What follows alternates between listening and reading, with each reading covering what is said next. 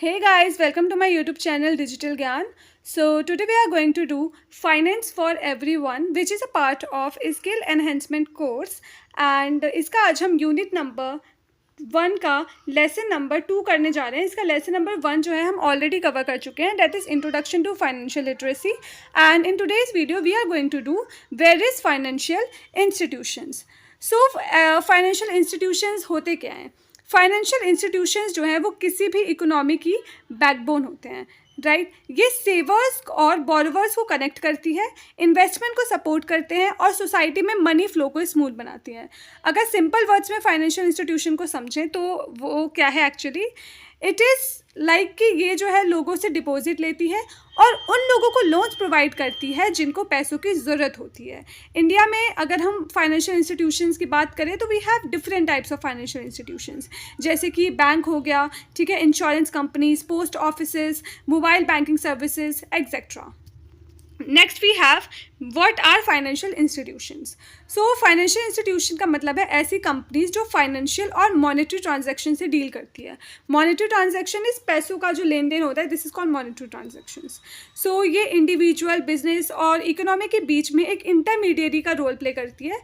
मतलब जो लोग पैसे सेव करते हैं उनसे डिपॉजिट लेती है और जो लोग या बिजनेस लोन्स चाहते हैं उन्हें फ़ंड प्रोवाइड करती है.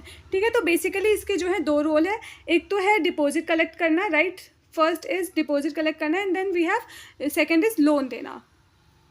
तो इनकी सर्विसेज में बहुत सारी चीज़ें आ जाती हैं, जैसे डिपॉजिट हो गया, लोन्स हो गए, investment, currency exchange etcetera etcetera. अब हम देखते हैं ऐसे कौन कौन से फाइनेंशियल इंस्टीट्यूशंस हैं हमारी कंट्री में. तो सबसे पहला आता है हमारे पास बैंक. बैंक डिपॉजिट एक्सेप्ट करते हैं और लोन्स प्रोवाइड करती है, right. Next we have insurance companies. Insurance companies जो है वो रिस्क प्रोटेक्शन और सिक्योरिटी प्रोवाइड करती है बिटवीन टू पार्टीज. एक होता है इंश्योर्ड और दूसरा होता है insurer. Then we have post offices. Post offices जो है provide savings and financial services. Then we have mobile banking services. Mobile banking services जो है वो डिजिटल फाइनेंशियल एक्सेस देती है. फॉर एग्जांपल अगर कोई स्टूडेंट है जिससे जो है एजुकेशनल लोन चाहिए, ठीक है, तो उसमें क्या करेगा, वो एसबीआई से जाके वो एजुकेशनल लोन लेगा. तो SBI is what? SBI is a kind of financial institution because it is a bank, right. Next thing we have is importance of financial institution. Like why financial institutions matter. तो इसमें सबसे पहला point आता है हमारे पास because of its rural reach. ठीक है, फाइनेंशियल इंस्टीट्यूशन जो है वो रूरल और सेमी अर्बन एरियाज़ में बैंकिंग सर्विसेज पहुंचाती हैं जहां पहले फैसिलिटीज़ अवेलेबल नहीं होती थी. Second we have economic growth. Economic growth क्या है? फाइनेंशियल इंस्टीट्यूशन बिजनेस हो गया, एग्रीकल्चर, इंफ्रास्ट्रक्चर को फंड प्रोवाइड करती है जिससे अंडर डेवलप रीजन्स जो है ना उनका ग्रोथ होता है, right. Next we have employment. Employment is bank और इंश्योरेंस कंपनीज जो है वो डायरेक्टली जॉब क्रिएट करती हैं और इनडायरेक्टली बिजनेस को सपोर्ट भी करती है एम्प्लॉयमेंट इंक्रीज करने में. Fourth point is savings and investment. Financial institution लोगों को रेगुलरली सेव और इन्वेस्ट करने के लिए इंकरेज करती है. फॉर एग्जांपल फिक्स डिपॉजिट और म्यूचुअल फंड्स जो है is a kind of investment और इसमें जो है लोग अपने पैसे जो है वो डालना चाहते हैं ताकि पैसे उनके जो है डबल हो जाए और whatever. Then we have types of financial institutions. So यहाँ पे आप देखिए इस फ्लो चार्ट में पूरा इंडिया की फाइनेंशियल सिस्टम में डिफरेंट टाइप्स के इंस्टीट्यूशंस होती हैं जो अलग अलग रोल्स परफॉर्म करती है. मेन टाइप्स आते हैं इसमें. सबसे पहला टाइप आता है इसके अंदर बैंकिंग. ठीक है, बैंकिंग क्या करती है? बैंकिंग जो है वो डिपॉजिट लेती है, लोन्स देती है, electronic transfer. Second we have insurance company. Second we have insurance company, protection against financial loss. Then we have postal services, जैसे हम लोग पोस्ट ऑफिस बोलते हैं. And then we have mobile banking services, right. अब हम क्या है इन सारी चीज़ों को लाइन बाय लाइन डिटेल में पढ़ेंगे. सबसे पहला हमारा जो है वो है हमारा बैंकिंग इंस्टीट्यूशंस एंड आरबीआई. तो बैंक फाइनेंशियल सिस्टम का मोस्ट इम्पॉर्टेंट पार्ट है. ये डिफरेंट टाइप के लोन्स देते हैं हमें, जैसे एजुकेशन लोन हो गया, राइट, और जैसे कि होम लोन हो गया, बिजनेस लोन हो गया, etcetera etcetera. Right. So then we have banks जो है वो हमें इलेक्ट्रॉनिक फ़ंड भी ट्रांसफ़र वाले इलेक्ट्रॉनिक फ़ंड जो है उसके वो ट्रांसफ़र करने की फैसिलिटेट करते हैं, जैसे कि यूपीआई हो गया, नेफ्ट ट्रांजैक्शंस हो गए।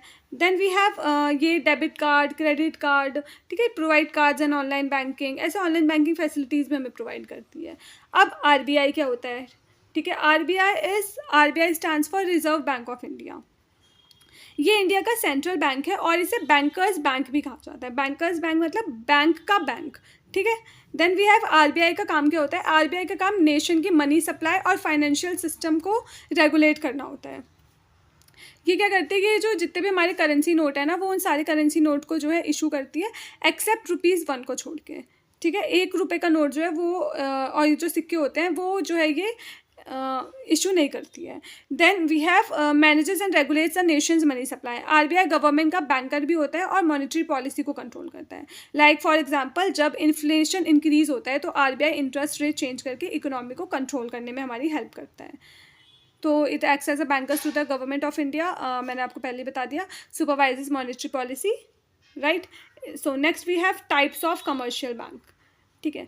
तो बैंक के अंदर दो आता है, एक तो आता है हमारा आरबीआई और दूसरा आता है हमारा कमर्शियल बैंक। और कमर्शियल बैंक के अंदर वी हैव दीज 4 बैंक्स, जिसमें से सबसे पहला बैंक होता है हमारा पब्लिक सेक्टर बैंक, ठीक है। पब्लिक सेक्टर बैंक क्या है, अब इन बैंक्स में गवर्नमेंट का मेजॉरिटी शेयर होता है और ये आरबीआई के गाइडेंस में ऑपरेट किए जाते हैं। इसमें अगर हम पब्लिक सेक्टर बैंक की बात करें तो इसमें सबसे ज़्यादा इन्वॉल्वमेंट किसका होता है, गवर्नमेंट का होता है। आरबीआई के सारे रूल्स जो हैं यहाँ चलाए जाते हैं। और इसका एग्जांपल हो गया हमारे पास स्टेट बैंक ऑफ इंडिया, ये जो है ये हमारा सबसे बड़ा कमर्शियल बैंक है। Then we have private sectors bank, ये प्राइवेटली ओन्ड होते हैं लेकिन आरबीआई के रूल्स ही फॉलो करते हैं। इनके जो ओनर्स होते हैं ना वो हमारे कोई बिजनेस या इंडिविजुअल होते हैं, बट ओवरऑल चलता है यहाँ पे आरबीआई के रूल्स एंड रेगुलेशंस। इसके एग्जांपल में आ गया we have HDFC bank and ICICI bank, right. Next we have foreign bank. Foreign bank क्या है, ये फॉरेन कंपनीज के ओनरशिप में होते हैं और इंडिया में ऑपरेट करे जाते हैं, ठीक है। होते ये फॉरेन कंपनीज के owned and manage by foreign companies, but India में ऑपरेट करे जाते हैं। लाइक इसके एग्जांपल क्या क्या हो गए, एग्जांपल इसका HSBC and Standard Chartered bank. Then we have regional rural banks. Regional rural banks जो है ये स्पेसिफिकली रूरल इंडिया के लिए इस्टेब्लिश किए गए हैं और फार्मर्स और एग्रीकल्चर सेक्टर को ये सपोर्ट करता है, ठीक है। Next we have cooperative banks. Cooperative banks क्या होते हैं, अब कोऑपरेटिव बैंक्स जो है यहाँ कस्टमर्स ही ओनर्स होते हैं, ठीक है। It's like self help group मान लो, ठीक है। उसके अंदर जो लोग इन्वॉल्व है वहीं उसके ओनर भी है, मेंबर ही ओनर है। तो कोऑपरेटिव बैंक में क्या होता है, यहाँ पे जो ये ऐसे बैंक्स होते हैं जो मेंबर ओन्ड फाइनेंशियल इंस्टीट्यूशंस होते हैं। ये आरबीआई के अंडर रेगुलेटेड होते हैं और कोऑपरेटिव सोसाइटीज़ एक्ट के अंदर भी इनकी जो है रजिस्ट्री होती है। देन वी हैव, ये साइज़ में बहुत छोटे होते हैं लेकिन रूरल और सेमी अर्बन कम्युनिटीज़ के लिए बहुत इंपॉर्टेंट रोल प्ले करते हैं। कोऑपरेटिव बैंक्स जो हैं अब उनके हमारे पास 2 मेन टाइप्स होते हैं। पहला टाइप तो है उसका अर्बन कोऑपरेटिव बैंक, दूसरा उसका rural cooperative bank. Urban cooperative banks जो हैं ये टाउन्स और सिटीज़ को सर्व करते हैं, जबकि रूरल कोऑपरेटिव बैंक्स जो हैं वो हमारे विलेजेस और फार्मिंग कम्युनिटीज़ को सपोर्ट करते हैं। इनका मेन फंक्शन क्या होता है, स्मॉल बिजनेस और फार्मर्स को अफोर्डेबल लोन्स प्रोवाइड करना, ठीक है। वी टॉक अबाउट की फंक्शंस, तो इसका पहला फंक्शन क्या है, loans for small businesses. For example, एक फार्मर जो है उसको ट्रैक्टर खरीदना है, ठीक है। तो ट्रैक्टर खरीदने के लिए वो क्या करेगा, कोऑपरेटिव बैंक से एग्रीकल्चर लोन ले सकता है। Then we have agriculture loan, इसका एग्जांपल हो गया।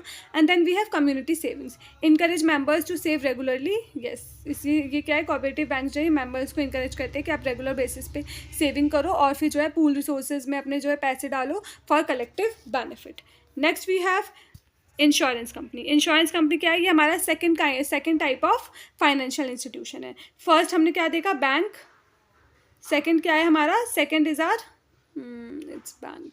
फर्स्ट हमने देखा bank and second is our insurance company, ठीक है। तो इंश्योरेंस कंपनी क्या है, अब इंश्योरेंस कंपनी जो है वो इंश्योरर और इंश्योर्ड के बीच में एक कॉन्ट्रैक्ट क्रिएट करती है। इंश्योरर, ये जो है हमारे 2 टर्म्स आते हैं, insurer and insured.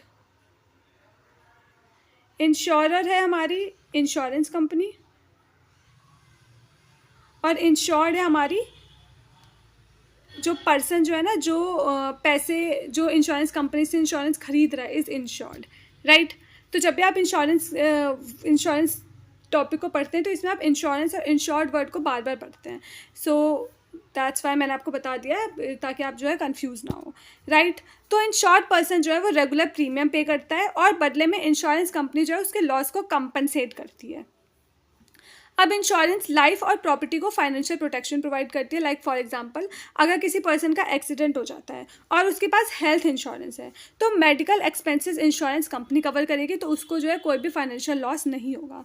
So insurance risk sharing में भी हमारी हेल्प करता है क्योंकि लॉसेस का बर्डन सब पॉलिसी होल्डर्स में डिस्ट्रीब्यूट हो जाता है, right. Then we have insurance companies जो है वो हमें प्रीमियम फंड्स को इन्वेस्ट भी करती है जो कंट्री की इकोनॉमिक ग्रोथ और कैपिटल फॉर्मेशन में कंट्रीब्यूट करता है। Then next point is insurance emergencies के लिए जो है हमें एमरजेंसी के टाइम पर हमें फाइनेंशियल सेफ्टी नेट प्रोवाइड भी करती है। ये मैं आपको जो भी पढ़ा रही हूँ ये सारी चीज़ें जो है इस पूरी प्रेजेंटेशन में लिखी हुई है, तो आप यहाँ से अभी समझने के बाद आप यहाँ से जो है इस PDF से गो थ्रू कर सकते हैं। नोट्स के लिए आप जो है इसको एक्सेस कर सकते हैं। बाकी आपको जो अंडरस्टैंडिंग है, समझना है, वो मैं आपको समझा रही हूँ, right. Then we have principles of insurance and it is very important topic. So insurance जो है वो कुछ इंपॉर्टेंट प्रिंसिपल्स पर बेस्ड होता है, जिसमें सबसे पहला प्रिंसिपल होता है हमारा utmost good faith. Utmost good faith का मतलब क्या है? इसका मतलब है कि दोनों पार्टीज़ को ऑनेस्ट इन्फॉर्मेशन प्रोवाइड करनी चाहिए जब भी वो जो है, क्योंकि दो पार्टीज इन्वॉल्व हो रही है ना, तो दोनों के बीच का कॉन्ट्रैक्ट है, तो दोनों को एक दूसरे के साथ ऑनेस्ट रहना चाहिए। लाइक फॉर एग्जांपल, अगर आप हेल्थ इंश्योरेंस लेते वक्त अपनी मेडिकल हिस्ट्री हाइड कर रहे हैं, तो फिर जैसे आप स्मोकिंग करते हैं पर आप जो है हेल्थ इंश्योरेंस ले रहे हैं और आप इस चीज़ को छिपा रहे हैं कि मैं स्मोकिंग करता हूँ, तो उस टाइम पर जो आपका हेल्थ इंश्योरेंस जो है वो जो है वो उसको रिस्ट्रिक्ट ख़त्म कर सकते हैं, वो आपको नहीं देंगे। इसलिए जो अगर आप स्मोकिंग करते हैं या फिर आपको कोई हेल्थ कंडीशन है, आपकी कोई मेडिकल हिस्ट्री है, तो वो आपको उन्हें बताना चाहिए। सेकेंड प्रिंसिपल है हमारा इंश्योरेबल इंटरेस्ट। इंश्योरेबल इंटरेस्ट का मतलब है कि आप सिर्फ उसी चीज़ का इंश्योरेंस करा सकते हैं जिसमें आपका जेन्युइन इंटरेस्ट हो। अब आप सिर्फ अपने घर का इंश्योरेंस करवा सकते हैं, आप पड़ोसी के घर का इंश्योरेंस नहीं करवा सकते हैं। Got it. Then we have third principle है हमारा इंडैम्निटी। इंडैम्निटी क्या होता है? कंपनसेशन सिर्फ एक्चुअल लॉस के अकॉर्डिंग मिलता है, इंश्योरेंस से प्रॉफिट अर्न नहीं किया जा सकता इसमें। इट मीन्स कि सपोज आपका जो लॉस है वो कुछ 40,000 रुपीज़ का हुआ, तो आपको जो कंपनी है ना वो 40,000 ही पे करेगी, वो आपको 40,500 पे नहीं करेगी, वो आपको प्रॉफिट नहीं करेगी, एक पैसे का भी वो आपको प्रॉफिट नहीं करेगी।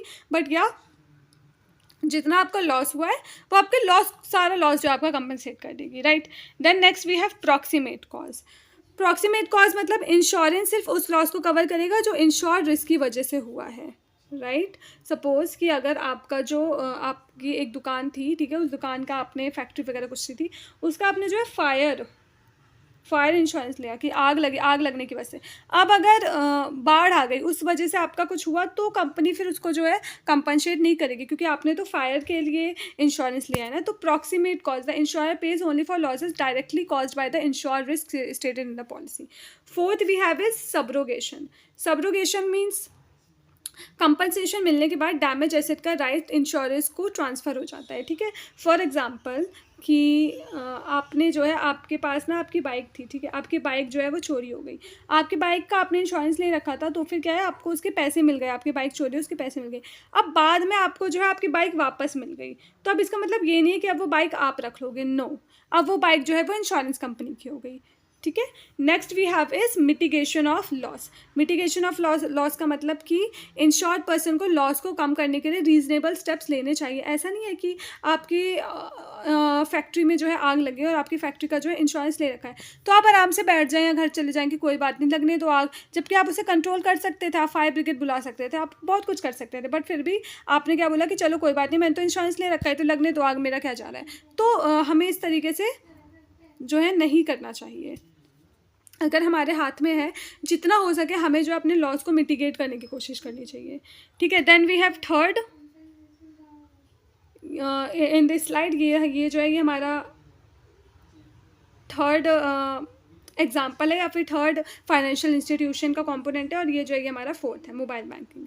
तो पोस्टल सर्विसेज क्या होते हैं, सबसे पहले हम ये देखते हैं। पोस्ट ऑफिस सेविंग बैंक जो है वो इंडिया का सबसे ज़्यादा ओल्डेस्ट, ठीक है, इंडिया का सबसे ज़्यादा ओल्डेस्ट और मोस्ट ट्रस्टेड बैंकिंग सिस्टम में से एक है। ये अर्बन और रूरल दोनों एरियाज़ में सर्विसेज प्रोवाइड करता है, स्पेशली जहाँ कमर्शियल बैंक ईजिली अवेलेबल नहीं होते हैं वहाँ पे जो आपके पोस्ट ऑफिसेज होते हैं। Post office saving account, fix deposit और रिकरिंग डिपॉजिट प्रोवाइड करता है, ठीक है। सेविंग अकाउंट तो आपको पता होगा, सेविंग अकाउंट जहाँ पे जो है हम अपने पैसे जो है सेव करते हैं। फिक्स डिपॉजिट इज़ जहाँ पे हम अपने पैसे जो है कुछ लॉन्ग टर्म या फिर हाँ मेनली लॉन्ग टर्म के लिए जो है अपने पैसे हम वहाँ डिपॉजिट करते हैं, फिर जब हमें पैसे रिटर्न मिलते हैं तो कुछ इंटरेस्ट के साथ थोड़े से बढ़ के वापस मिलते हैं हमें, ठीक है। उसके बाद होता है हमारे पास रिकरिंग डिपॉजिट। रिकरिंग डिपॉजिट होता है जिसमें हमें हर फिक्स पीरियड ऑफ टाइम के बाद जो है पैसे जमा करने होते हैं, जैसे 1 महीने बाद, हर 1 महीने बाद हमें पैसे जमा करने हैं। तो ये सारी सर्विसेज जो है ये हमारी पोस्ट ऑफिस जो है हमें प्रोवाइड करता है। इसके अंदर हमारे पास क्या क्या चीज़ें आ जाती हैं, इसके अंदर हमारे पास मेल आ जाता है, पार्सल आ जाता है, मनी ऑर्डर जैसी चीज़ें आ जाती हैं, ठीक है। और ये जो है ये फास्ट, ट्रस्टवर्दी और गवर्नमेंट हैक्ड सर्विस होती है। अब मोबाइल बैंकिंग की बात करें अगर हम लोग, तो मोबाइल बैंकिंग जो है वो स्मार्टफोन के थ्रू बैंकिंग फैसिलिटीज़ प्रोवाइड करता है। इससे पेपर वर्क बहुत कम हो जाता है और टाइम सेव होता है, ठीक है। बैंक जैसे SBI हो गए या फिर ICICI हो गई, ये बैंक जो है ये हमें मोबाइल बैंकिंग ऐप्स प्रोवाइड करते हैं। अब इसका एक एग्जांपल है भीम ऐप। भीम ऐप जो है वो गवर्नमेंट का डिजिटल पेमेंट प्लेटफॉर्म है जो UPI ट्रांजैक्शंस के लिए यूज़ होता है।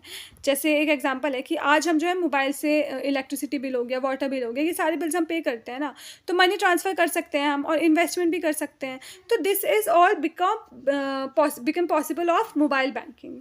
सो फाइनली फाइनेंशियल इंस्टीट्यूशंस जो है वो हमें इकोनॉमिक ग्रोथ हो गई, ठीक है, हमारी फाइनेंशियल सिक्योरिटी हो गई या बैंकिंग एक्सेसिबिलिटी को इम्प्रूव करने में हमारी बहुत इंपॉर्टेंट रोल प्ले करते हैं। And that's it for lesson 2 of unit 1, that is various financial institutions, right. So I hope आपको ये वीडियो समझ आई होगी और अब हम इसके बाद लेसन 3 के साथ प्रोसीड करेंगे। सो दैट्स इट। आपने अगर लेसन 1 नहीं देखा है तो आप लेसन 1 देख लीजिए इससे पहले जाके। उसके बाद फिर आप जो है एक सीरीज़ में फिर देखेंगे तो आपको बेटर अंडरस्टैंडिंग होगी। So that's it for today's video. Have a nice day, bye.